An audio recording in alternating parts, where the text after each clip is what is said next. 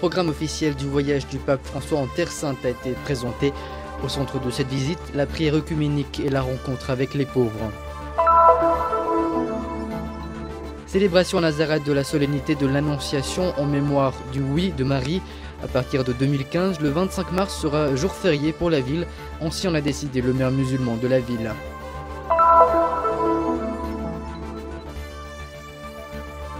Notre pèlerinage de Carême nous emmènera à la basilique de l'Agonie, à Gethsémani, où se rappelle l'amour de Dieu pour l'homme. Un des symboles de Carême en Terre Sainte est la ville de Jéricho. Entre le monde des tentations et les rencontres importantes de la ville de Jésus, la montée vers Pâques des chrétiens locaux. Dans la 4e méditation de Carême depuis les lieux saints, la guérison de l'aveugle-né avec Don Vincenzo Lopasso.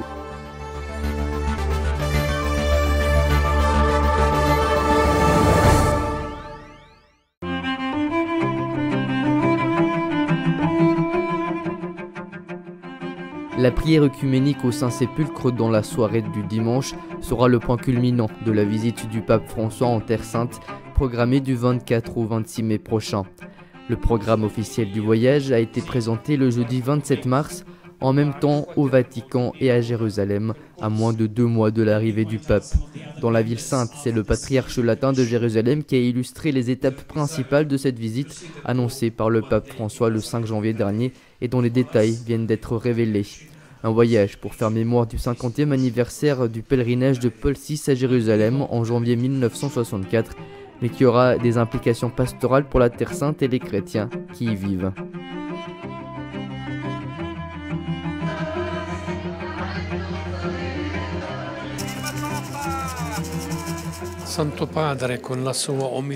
Le Saint-Père, avec son humilité, avec sa simplicité, avec sa façon de parler aux gens, il aura un impact spirituel et pastoral sur les âmes. Nous ne devons pas penser uniquement à la politique. C'est beau dans un monde violent et arrogant d'entendre une voix aimante, aimable, qui nous appelle à l'esprit de l'Évangile. À Bethléem, face à la grotte, ce sera un appel à revenir à la simplicité et une invitation pour le monde à faire de même. Bethléem, accanto della grotta, ritornare alla semplicità della grotta, invitare il mondo a ritornare a questa. Ce sera 3 journées très intenses pour le pape. Le samedi 24 mai, il arrivera à Amman et rencontrera les chrétiens de Jordanie. Le dimanche 25, il se rendra en hélicoptère à Bethléem où l'attend un programme chargé de rencontres et un temps de prière personnelle dans la grotte de la Nativité.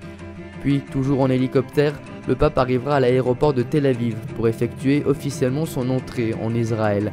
Après la prière œcuménique avec le patriarche orthodoxe de Constantinople, Bartholomée Ier, et les représentants des autres églises chrétiennes, la dernière journée de son voyage, le lundi 26 mai, se déroulera aussi à Jérusalem, marquée par 2 moments de rencontre avec le clergé de Terre Sainte.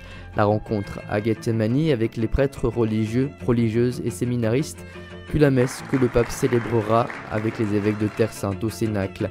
Il y aura 2 grandes messes avec les foules, le 24 dans le stade international d'Amman où sont attendues quelques 30 000 personnes, puis le dimanche matin à 11 h sur la place de la Mangeoire à Bethléem avec quelques 10 000 fidèles locaux.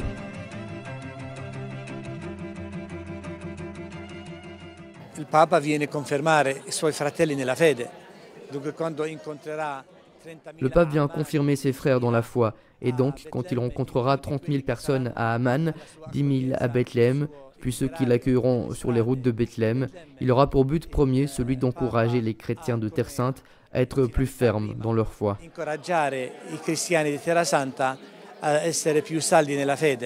Les rencontres de protocole prévues pour les chefs d'État ne manqueront pas non plus, avec le roi Abdallah II de Jordanie, le président palestinien Mahmoud Abbas et le président israélien Shimon Peres, ainsi que son premier ministre Benjamin Netanyahou, incluant ensuite la visite au mémorial de Yad Vashem. Il y aura aussi les hommages aux autres grandes religions, le judaïsme et l'islam, avec un passage sur l'esplanade des mosquées et au mur occidental. Une large place sera également faite pour rencontrer les fidèles de la Terre Sainte, à commencer par les plus pauvres. Dans l'église de Béthanie, au-delà du Jourdain, en Jordanie, il rencontrera des réfugiés et de jeunes handicapés.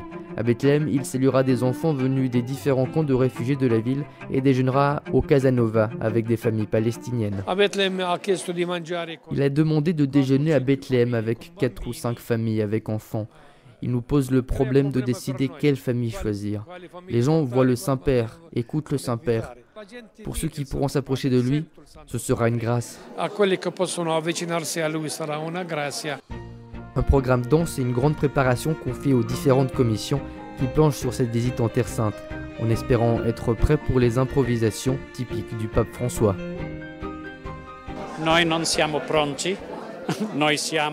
Nous ne sommes pas prêts, nous sommes disponibles, disons, car nous savons que le pape fait des surprises. Et peut-être que ce pays a besoin de surprises, tout particulièrement de surprises qui ouvrent des portes, qui ouvrent les cœurs. Le concept clé de tout le voyage du pape François en Terre Sainte demeure en tous les cas le dialogue œcuménique, 50 ans après l'accolade historique entre Paul VI et Athénagoras. Le mouvement œcuménique pour plus de communion et plus d'unité nous aidera certainement en tant que chrétiens qui sommes issus ici de plus de 13 églises à cheminer ensemble. Mais nous devons être réalistes, nous serons encore divisés. Beau et bon, mais encore divisés. Chacun avec son rite et tous ses rites qui sont une richesse, un patrimoine du christianisme que nous devons aimer et respecter. Nous n'avancerons qu'avec davantage de respect, d'amour et de collaboration.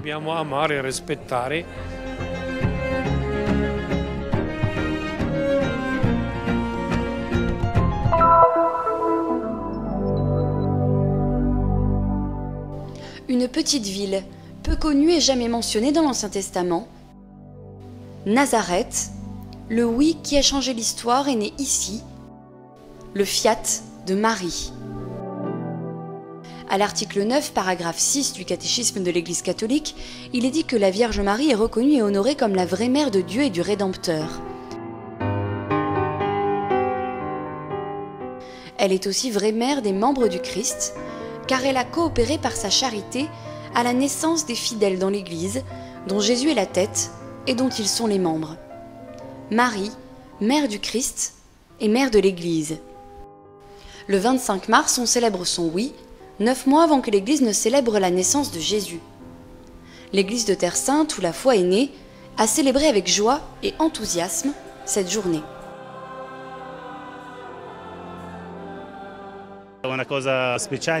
C'est quelque chose de très spécial pour nous. C'est une maison pour le monde entier, pour les chrétiens, mais pas uniquement.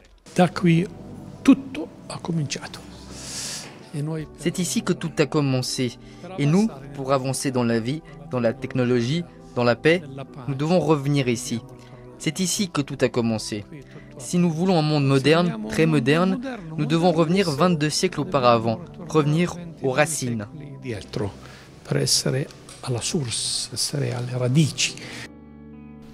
Le patriarche annonce une nouveauté.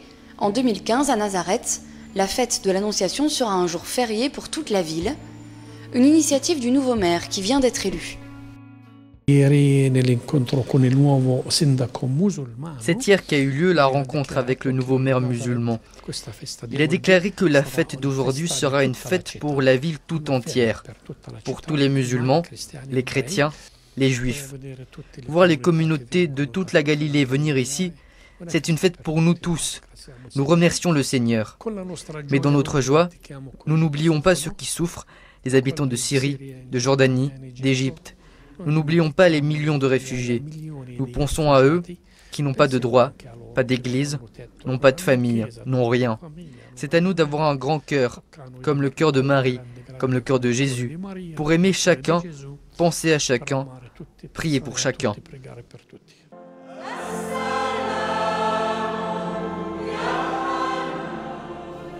Actuellement, la paroisse latine compte quelques 5000 fidèles.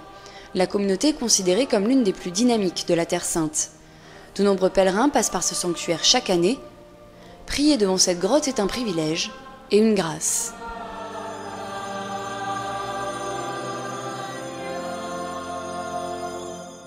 Nazareth è l'incontro di Dio con l'umanità. Nazareth est la rencontre de Dieu avec l'humanité, le Dieu de la promesse qui descend. Le mot kénos en grec signifie que Dieu descend pour rencontrer l'homme. C'est pour cela qu'existe le mystère de l'incarnation, le mystère de la réalité où l'homme est élevé. En qui? En Marie. In chi? In Maria. En ce jour de fête, le sanctuaire a retransmis son message dans le monde entier. Le direct a pu être suivi grâce à la nouvelle structure multimédia qui fait partie de la basilique. Mais c'est seulement le début, avec l'espoir qu'à l'avenir, la basilique puisse produire des contenus et des programmes locaux.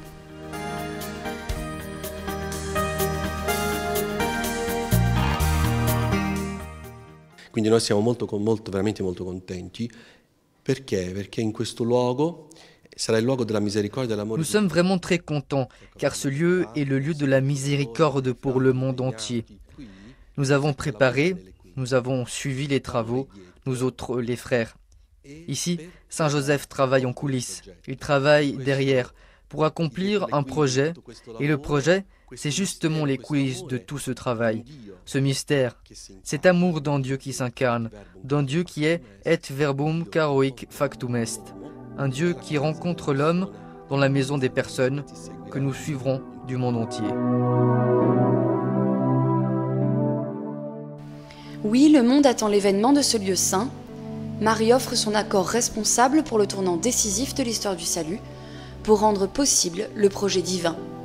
Et son fiat rappelle le oui du peuple d'Israël lors de l'alliance sur le mont Sinaï.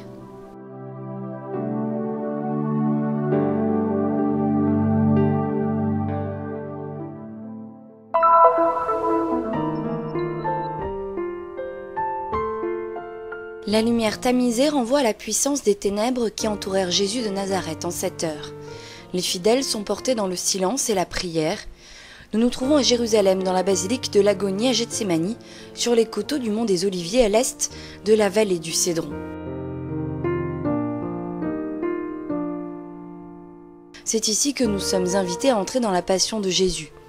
En ce moment liturgique particulier, le carême, la custodie de Terre Sainte propose des moments de prière pour fidèles locaux et pèlerins. Qui il Signore Gesù ha patito, ha sofferto per tutti noi. Non dobbiamo dimenticare che Ici, le Seigneur Jésus a souffert pour nous tous. Nous ne devons pas oublier que nos souffrances et la croix de chacun d'entre nous peuvent être détruites, peuvent être portées encore mieux si on s'abandonne au Seigneur. Aussi, c'est uniquement en lui donnant, en lui remettant notre croix, à lui, qui l'a portée en premier, qu'il est possible d'en faire autant.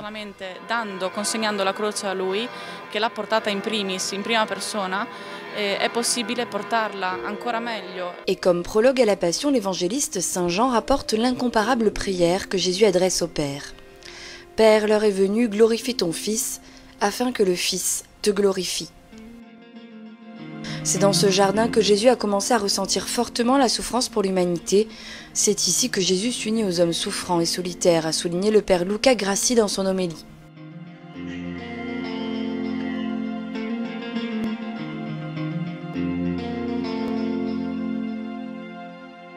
La tradition de ce lieu est très ancienne, comme le montre le témoignage d'Eusèbe de Césarée, qui à la fin du IIIe siècle décrit Gethsémani comme le lieu où Jésus se rendit prier avant sa passion.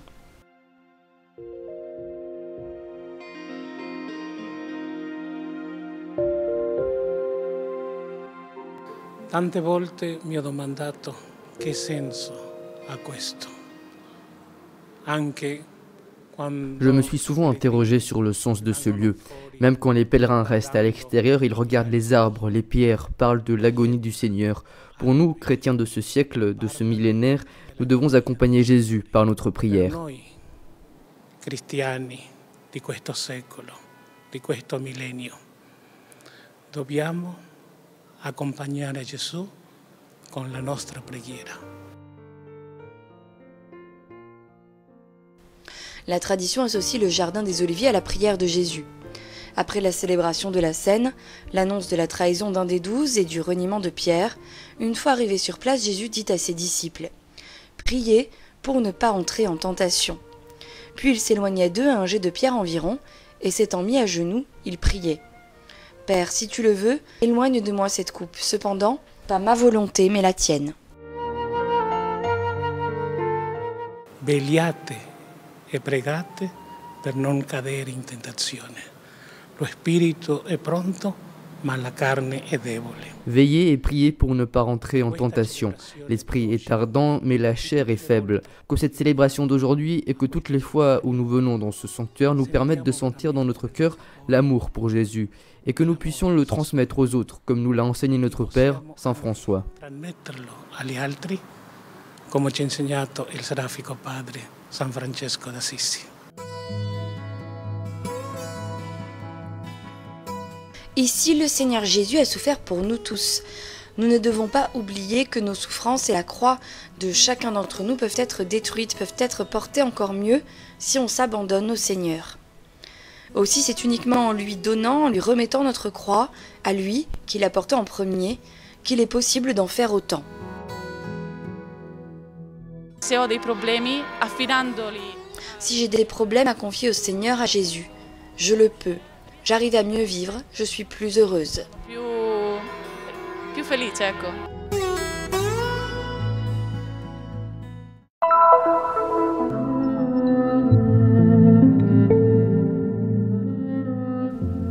Cette scène biblique est peut-être le symbole par excellence du carême. Jésus se retire au désert afin d'y prier pendant 40 jours et il est tenté par le diable. En Terre Sainte, cet épisode est rappelé par tradition sur le mont des Tentations. En ce lieu se trouve aujourd'hui un monastère gréco-orthodoxe perché sur un aplomb rocheux que l'on peut rejoindre à pied ou en téléphérique. Au pied du mont des Tentations s'étend la ville de Jéricho, oasis au milieu du désert de Juda, dont l'histoire est étroitement liée à celle de Jésus et au chemin du carême. La tentation de Jésus en ce lieu, je l'ai apprise ici, car la parole de Dieu s'apprend tous les jours. Jésus a fait tout ce que lui a dit le diable, mais pas de la façon égoïste que voulait le diable, au contraire, avec un amour ouvert à tous. Le diable lui a dit « Jette-toi, cherche le pouvoir, transforme la pierre en vin ». Jésus a donné à manger à 5000 personnes, Jésus avait le pouvoir, mais sur la croix, il l'a utilisé pour sauver l'homme. Il s'agit de choses simples, concrètes. Jésus n'a pas parlé avec des mots élevés. Il a parlé avec l'exemple de sa vie. Jéricho a été témoin de rencontres importantes pour Jésus. À Jéricho, il a reçu le baptême et redonné la vue à l'aveugle. C'est vers cette ville que se dirigeait le bon samaritain, et c'est à Jéricho, enfin, que Jésus a rencontré et converti Zachée. Zacchéo avait de l'argent, mais c'était un homme mort à l'intérieur. Il cherchait la vie. En cherchant et en trouvant Jésus, avec cette très belle rencontre, pour la première fois, Zacchéo était heureux. Le carême est un moment fort, mais c'est aussi un moment de joie. Pour les fidèles de la paroisse latine de Jéricho, appelée le Bon Pasteur, l'invitation à la conversion vient de l'histoire du salut, mais aussi des circonstances actuelles. Il caldo e il polvere qui a Gerico. Come ha potuto superare Gesù? Come ha potuto resistere 40 giorni? La chaleur et la poussière ici à Jéricho. Comment Jésus a-t-il pu surmonter cela? Comment a-t-il pu résister 40 jours et 40 nuits? Moi personnellement, je n'aime pas la chaleur, le désordre, la poussière. Mais j'aime ce lieu. J'offre ce carême car je veux entrer dans le mystère de Jésus. Je ne voudrais pas, mais je le fais comme un acte de pénitence, de charité, pour cheminer en carême et entrer dans le mystère. C'est une chose concrète, et c'est une aide pour redonner du poids à la parole de Dieu dans ma vie. Et c'est en cela que j'encourage également ma paroisse. Nous sommes 500 chrétiens face à 32 000 musulmans. Ils jeûnent, et nous aussi, nous jeûnons. Mais le but est de grandir en tant que personne.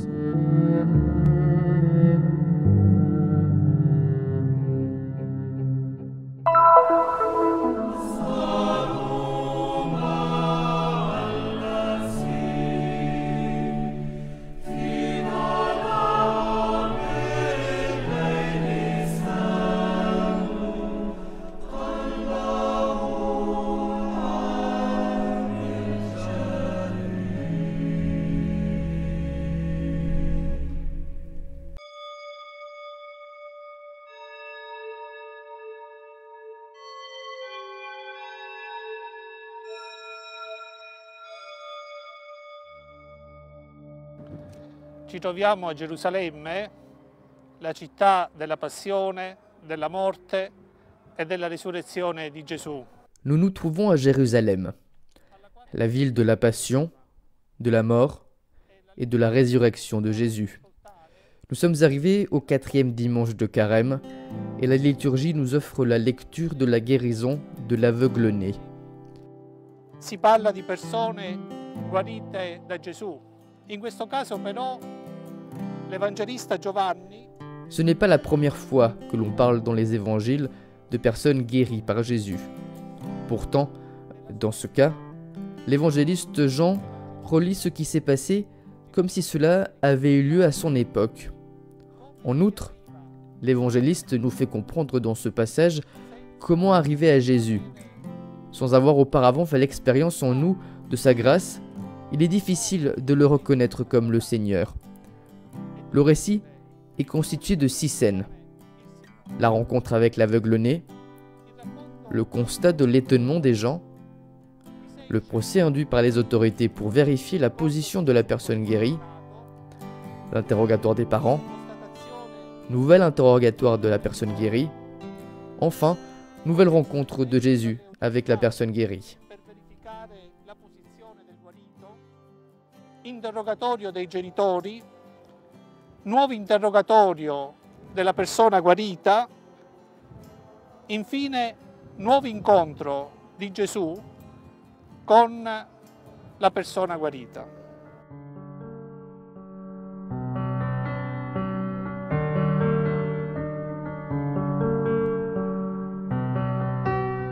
E allora, proprio qui da Gerusalemme, de Jérusalem, recevez la bénédiction du Seigneur, au nom du Père, du Fils et du Saint-Esprit.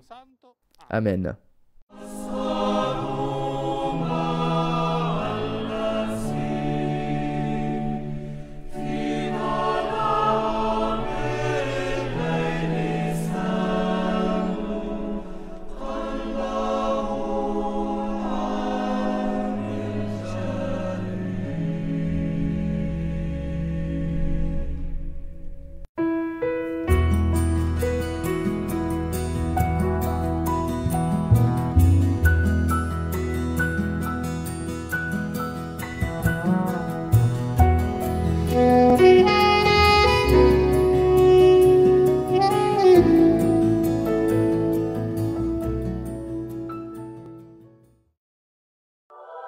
Nous sommes ici pour faire connaître la Terre Sainte, pour donner une voix et une visibilité à l'Église mère de Jérusalem, aux chrétiens locaux et aux lieux saints.